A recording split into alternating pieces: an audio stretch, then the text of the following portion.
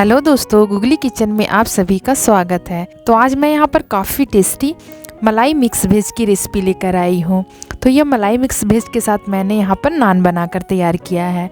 तो चलिए अब हम काफ़ी हेल्दी तरीके से आज यहाँ पर मलाई मिक्स वेज की सब्जी बनाएंगे, और वो भी बिना हम भुने हुए। तो इस रेसिपी को अब हम चलिए बनाना शुरू करते हैं। तो सबसे पहले छोटी सी मैंने यहाँ पर बॉल लिया है। इस बॉल में हम 8 से 10 काजू को डालेंगे और इसे हम थोड़ा सा गर्म पानी डालकर इसे हम थोड़ी देर के लिए सोक कर लेंगे, ताकि हमारा जो काजू है वो अच्छी तरह से फूल जाए। उसके बाद हम आगे की प्रोसेस में बढ़ते हैं। तो सबसे पहले मैंने यहाँ पर बीन्स लिया है। तो यह जो बीन्स है हमारा ½ kg से थोड़ा सा कम है। तो इस बीन्स को हम अच्छी तरह से पहले ऊपर और नीचे वाले पार्ट को इस तरह से तोड़कर पहले तैयार कर लेंगे। तो आप यहाँ पर देख रहे हैं कुछ पीसेस को मैंने तैयार करके आपको बता दिया है। इसी तरह से आपको सारे पीसेस को तैयार कर लेना है। उसके बाद मैंने यहाँ पे एक बड़े बर्तन में पानी लिया है। पानी में हम बने हुए बीन्स को डालेंगे और उसे अच्छी तरह से वॉश कर लेंगे। उसके बाद मैंने यहाँ पर 2 गाजर लिया है। उस गाजर को मैंने छिलकर लिया है, तो उसे भी हम पानी में डालकर धोएंगे। और मैंने यहाँ पर एक प्याज लिया है, उसे भी हम अच्छी तरह से धो लेंगे। तो यहाँ पर जो है वो सारी चीज़ों को पहले हमें धो लेना है, उसके बाद कट करना है, क्योंकि सब्जियों को पहले हमें धो लेना चाहिए, उसके बाद ही कट करना चाहिए। कटी हुए सब्जियों को नहीं धोना चाहिए। तो मैं आपको यहाँ पर बतलाती हूँ कि सब्जियों को मैंने कैसे कट किया है। तो मैंने बीन्स को एक साथ सजा कर रख लिया है, ताकि बहुत सारे बीन्स को हम एक साथ कट करके तैयार कर सके। तो आप यहाँ पर देख सकते हैं कितने आराम से हमारा बीन्स कट होकर तैयार हो गया है। तो चलिए अब हम गाजर को काट लेते हैं। तो गाजर को भी हम बीच से चीरा लगाएंगे और उसे 4 भाग में डिवाइड कर लेंगे। इसी तरह से हमें गाजर को भी छोटे छोटे पीसेस में कट कर लेना है। आपके पास जो भी सब्जी अवेलेबल हो उस सब्जियों को आप यहाँ पर ले सकते हैं। यदि आपके पास यहाँ पर फूल गोभी वगैरह हो तो उसे भी आप यहाँ पर ले सकते हैं, मटर भी ले सकते हैं, लेकिन मैंने यहाँ पर सिर्फ बीन्स और गाजर को ही लिया है। तो आप यहाँ पर देख रहे हैं मैंने गाजर को भी काट कर तैयार कर लिया है। उसके बाद मैंने यहाँ पर छोटा सा पीस पनीर का भी लिया है। इसे भी हम क्यूब शेप में कट करके तैयार कर लेंगे। यहाँ पर आपको छोटे छोटे क्यूब शेप में काट कर तैयार करना है। तो मैंने यहाँ पर बीन्स, गाजर और पनीर को कट करके तैयार कर लिया है। तो चलिए हम आगे की प्रोसेस में बढ़ते हैं। तो हमें यहाँ भूनना नहीं है, इसलिए पैन में मैंने यहाँ पर 1 गिलास पानी डाला है। पानी के ऊपर हम एक जाली वाला बर्तन रखेंगे। उसके बाद बीन्स और गाजर को डाल देंगे और हम इसे अच्छी तरह से ढक देंगे और 5 मिनट के लिए हम इसे स्टीम कर लेंगे, ताकि हमारा वेजिटेबल जो है वो पककर तैयार हो जाए। जब तक हमारा वेजिटेबल स्टीम हो रहा है तब तक हम उसके लिए मसाला की तैयारी कर लेते हैं। तो मसाला में मैंने यहाँ पर एक प्याज पहले ही आपको बताया था लिया है।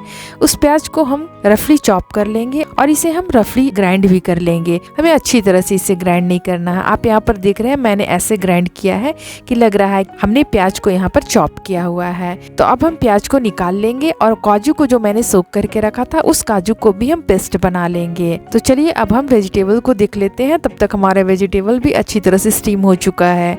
तो आप इसे चेक करने के लिए हाथों की मदद से इसे हल्का सा दबाकर देख सकते हैं कि आपका जो वेजिटेबल है वो पका है या नहीं। तो आप देख सकते हैं यहाँ पर वेजिटेबल पक चुका है। तो अब हम इसे साइड में रख देते हैं। उसके बाद मैंने यहाँ पर एक कढ़ाई लिया है। कढ़ाई में हम 1 चम्मच सरसों का तेल डालेंगे।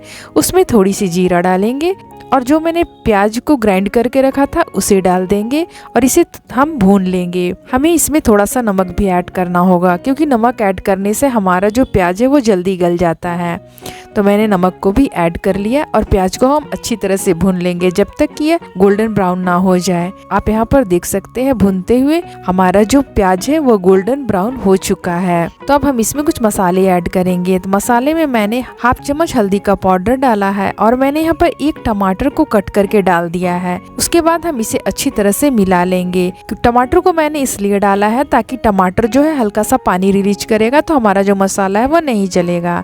उसके बाद 1 चम्मच अदरक लहसुन का पेस्ट डालेंगे और उसे भी हम अच्छी तरह से भून लेंगे।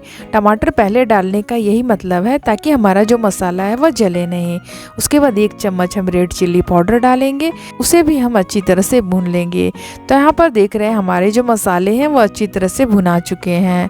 उसके बाद हम इसमें काजू के पेस्ट को डालेंगे जो मैंने पीस कर तैयार किया था। तो हम यहाँ पर मलाई मिक्स वेज बना रहे हैं, तो इसीलिए हमें यहाँ पर मलाई डालना पड़ेगा। तो मैंने यहाँ पर फ्रेश 2 चम्मच मलाई डाला है।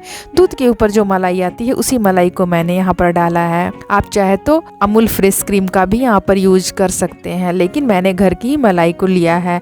और इसे हमें तब तक भूनना है जब तक कि इसमें से ऑयल सेपरेट ना हो जाए, क्योंकि मलाई जो है वह भी एक घी का काम करती है। तो यहाँ पर देख सकते हैं हमारा मसाला अच्छी तरह भुना चुका है और आप देख सकते हैं इसमें से ऑयल भी रिलीज हो गया है, क्योंकि मैंने जो मलाई डाला था उसी से इसमें ऑयल रिलीज हुआ है। उसके बाद हम इसमें थोड़ी सी कसूरी मेथी डालेंगे और इसे भी थोड़ा सा हम भून लेंगे। कसूरी मेथी डालने से सब्जी का जो टेस्ट है वो काफ़ी बढ़ जाता है।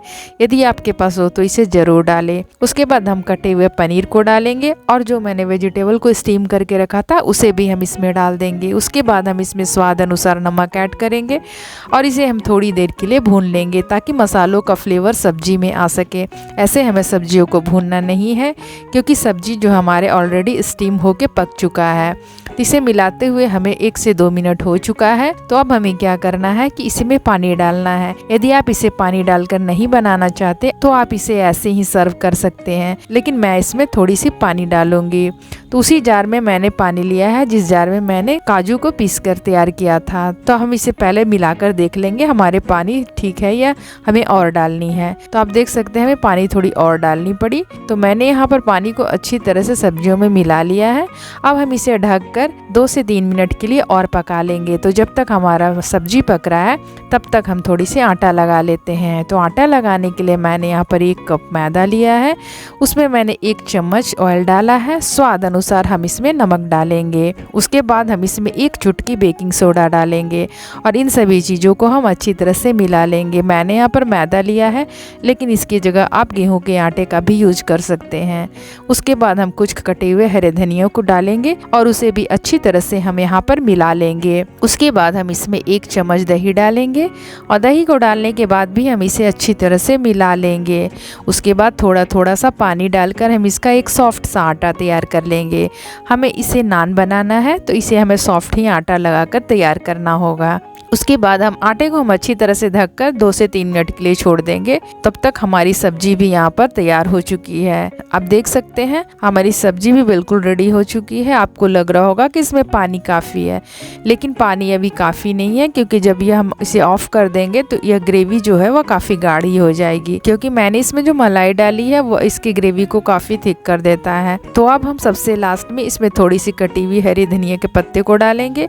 उसके बाद थोड़ा सा हम यहाँ पर गरम मसाला ऐड करेंगे और इन सभी चीज़ों को हम अच्छी तरह से पहले मिला लेंगे और मिलाने के बाद हम फ्लेम को ऑफ कर देंगे। तो आप यहाँ पर देख सकते हैं मलाई मिक्स वेज बनकर हमारी तैयार हो चुकी है। देख सकते हैं हमारी मलाई मिक्स वेज कितनी अच्छी बनकर तैयार हुई है। इस तरह से आपके पास जो भी वेजिटेबल अवेलेबल हो सारे वेजिटेबल्स को डालकर इस तरह से मलाई मिक्स वेज बनाकर तैयार कर सकते हैं। तो यहाँ पर देख रहे हैं हमारे आटे ने भी 5 मिनट रेस्ट कर लिया है। तो अब हम आटे की छोटी सी लोई लेंगे और इसे अच्छी तरह से हाथों से मलते हुए और सॉफ्ट कर लेंगे और इसे चॉपिंग बोर्ड पे थोड़ा हम आटा लगाकर इसे बेल लेंगे। हमें इसे थोड़ी सी नान की शेप दे देनी है। जैसे नान थोड़ी लंबाई में होती है उसी तरह से मैंने इसे लंबाई शेप में देकर बेल लिया है। इस तरह से सादे तवे पर हम इसे अच्छी तरह से सेक लेंगे दोनों साइड से पलट के। उसके बाद हम क्या करेंगे, इसमें थोड़ा सा हम देसी घी लगा लेंगे। देसी घी की जगह आप इसमें बटर भी लगा के खा सकते हैं। मैंने यहाँ पर देसी घी का ही यूज किया है। इस तरह से हम नान को तवे में सेकते जाएंगे और देसी घी लगा लगा कर तैयार करते जाएंगे। तो आपको जैसी भी पसंद हो आप वैसे बिना घी लगाकर भी इसे खा सकते हैं, क्योंकि मैंने इसमें जो दही और बेकिंग सोडा डाला है उससे जो नान है वो काफ़ी ज़्यादा सॉफ्ट बनकर तैयार होता है। तो आप इसे ऐसे भी खा सकते हैं। तो चलिए हमारी नान भी बनकर तैयार हो गई है। तो चलिए अब हम खाने के लिए प्लेट लगा लेते हैं। तो यहाँ पर हमारी प्लेट भी रेडी हो गई है। तो आप देख सकते हैं अब हम इसे टेस्ट करेंगे कि हमारे नान और मलाई मिक्स वेज कैसी बनी है। तो आप यहाँ पर देख ही सकते हैं यहाँ पर नान जो है वह कितनी सॉफ्ट बनी हुई है।